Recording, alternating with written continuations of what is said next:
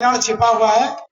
महामानव बाबा साहब, जिनको युग प्रवर्तक कहा जाए या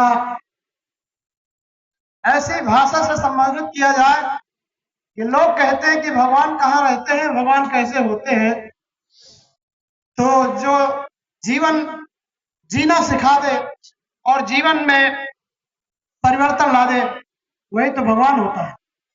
क्योंकि बाबा साहब ने कुछ ऐसा किया है जिनको किसी भी संज्ञा से नवाजा जाए तो भी कम है, क्योंकि उनके काम में बड़ा दम है। ये समझते आप और हम हैं, लेकिन फिर भी समझदारी दिख नहीं रही है, इस बात का गम है।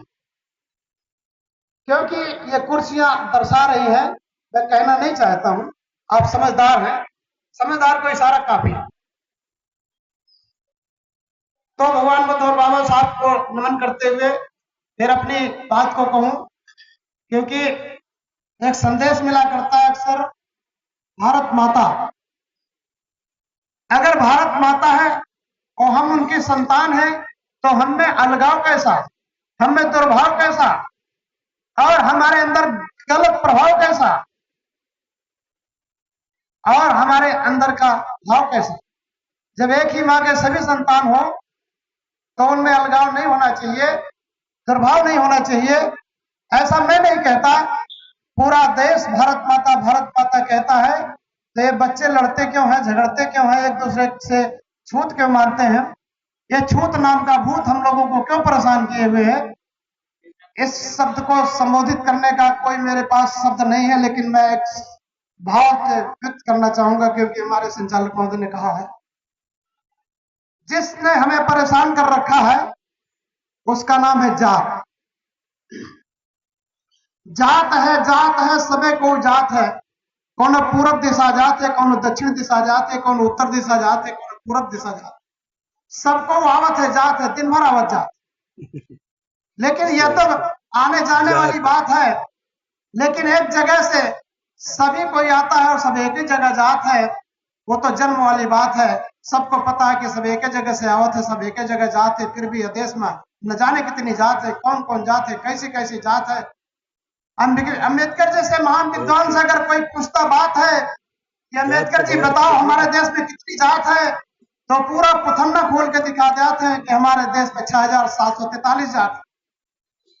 हमारे देश में 6743 जात है, तो बगल से एक विद्वान बोल जाता है कि क्या ये सही बात है? तो बाबा साहब कहते हैं ये बिल्कुल गलत बात है, क्योंकि इंसान की जात से ही उसकी औकात है। अगर कहीं आपस में होने लगती बात है तो लोग पूछते हैं भैया तुम्हारी कौन जात है? अगर वो ऊंची जात है तो ठीक बात है, अगर नीची जात है तो ठीक हो जाता है।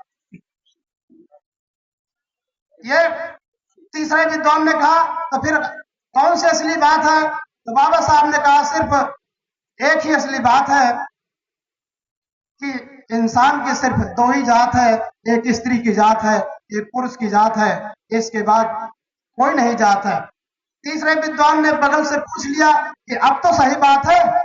तो बाबा साहब ने सोचा शायद मेरी बुद्धि की परीक्षा लेना चाह रहे हैं, तो उन्होंने कहा अब भी गलत बात है। कहे कैसे? हमारे वो अभी आए थे ना भैया, कहे वो न इधर की जात है न उधर की जात है, जिनको किन्नर कहा जात है वो भी तो एक जात है। अगर उनको जोड़ दिया जाए तो 3 जात है, एक स्त्री की जात है, एक पुरुष की जात है, एक किन्नर की जात है। तो पांचवें विद्वान ने कहा कि अब तो सही बात है। बाबा साहब ने कहा अब भी गलत बात है। तो कहा फिर अब कौन सी सही बात है? कहा हमारे संविधान में सिर्फ एक ही जात है, जो मानव की जात है, क्योंकि स्त्री को भी मानव कहा जाता है और पुरुष को भी मानव कहा जाता है, किन्नर को भी मानव कहा जाता है। इसलिए हमारे संविधान में सिर्फ एक ही जात है, सिर्फ एक ही जात है और एक की बात है, एक ही जात है, एक की बात है। इसलिए भाव समझ गए हो सभी लोग।